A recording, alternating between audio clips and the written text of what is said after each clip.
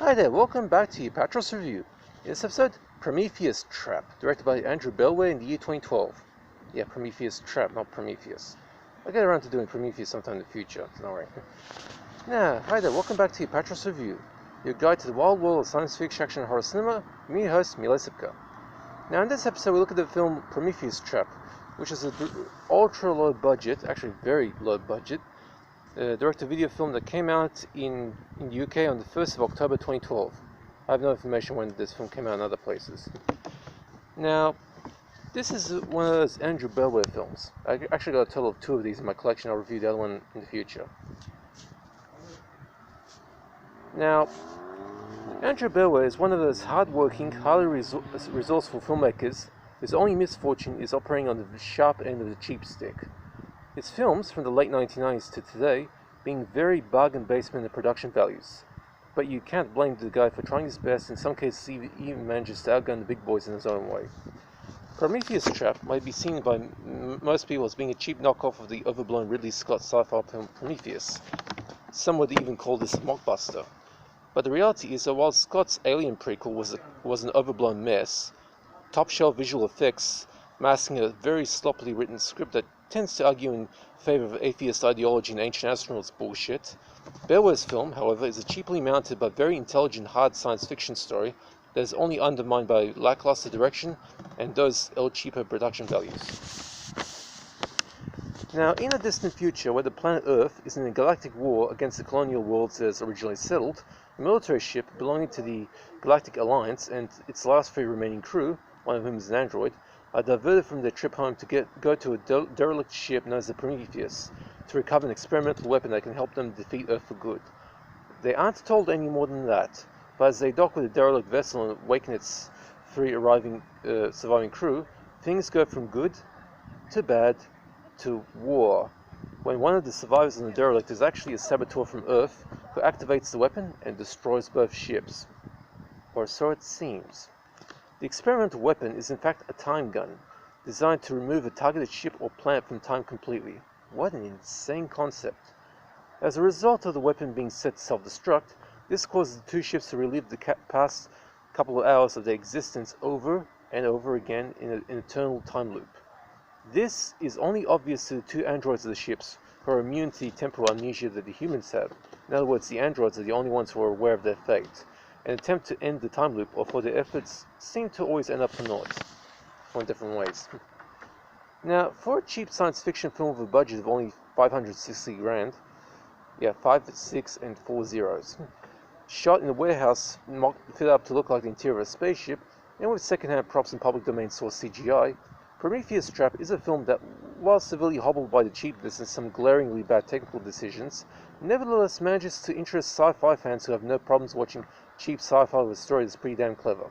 I haven't seen any other time loop films set in space so far, so this one's the first. All the other sci-fi time loop films take place on Earth, from the classic comedy Groundhog Day to the Tom Cruise film The Edge of Tomorrow. They're all on Earth.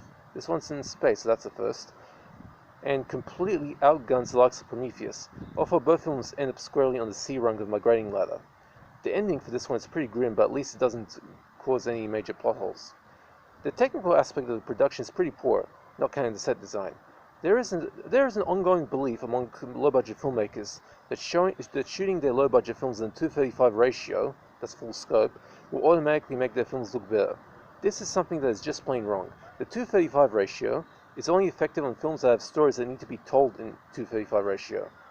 Not just that, but the 2:35 ratio is something only select few filmmakers can have the skill or talent to pull it off. For example, John Carpenter, my favorite director. He was a master of that sort of thing. Most films in the B-grade arena are better off with 178 or 185 so this gives them the necessary room to move their stories around it. The 2:35 ratio is extremely unforgiving on those who don't have the skill or talent to use it properly. Prometheus Trap is shot in 2:35, but Andrew Bellware clearly doesn't have the smarts to use it effectively. Also, whoever was the DOP on this film makes some glaring technical errors, such as framing the shots wrong. In fact, many scenes have extreme close-ups that shear the heads off some of the actors, and also makes the critical mistake of shooting with light sources in front of the camera instead of behind it, which causes the composition detail of the shots to be severely compromised. The next goof is more along the lines of an artistic mistake, but the CGI shots of the two ships in space have their lights shimmering. This only happens if the ships are in the planetary atmosphere, whereas in actual space they'll be perfectly clear. Now there's no gore, and I enjoy this shot. Not much blood. Now for nudity, well, not in the main film itself, but the Pandora Machine Company logo that plays when the film starts up has what I believe to be a female robot of Asian appearance, picking up a strange device that looks like a gun of some sort and aims it at the camera. All the while she's completely naked, but only her breasts are visible from the camera angle. The logo's final appearance at the end of that scene has this fembot naked, but nudity is completely blurred, whereas the previous films the body was clear, in case of Alien Uprising. Now Prometheus Trap is definitely a C film, a 4 out of 10 rating for me. It's average at best, the good story offset by the cheap production technical gaps. Like I said, if you're a low budget filmmaker, don't mess with the 2:35 ratio, just stick to 178 or 185, they'll help you out a lot better. And comedies do not need 2:35, in fact, comedies are just wrong sort of film to make 2:35 ratios for, because that genre depends on the close-ups of people's face, reaction shots and stuff like that. And this film in Australia was released through Bounty Films. No extras, no supplement, and the print looks like it was taken off NTSC. Now, that's it for Prometheus Trap. I will review the original Prometheus sometime next year or the year after. I don't know, it'll take a while. Got a lot of films to go through. And so, Prometheus Trap definitely gets a C, a 4 out of 10. It's average at best. Now, that's it for that one. I don't do requests, but if you want to know of a particular film in my collection, just hit me up in the comments section and I'll answer. Also, if you have any questions about DVDs, and just hit me up and I'll answer. Also, the next film review is going to be quite a trip. Anyway, hope you guys are staying safe. Take care, take it easy, and that's it for this review.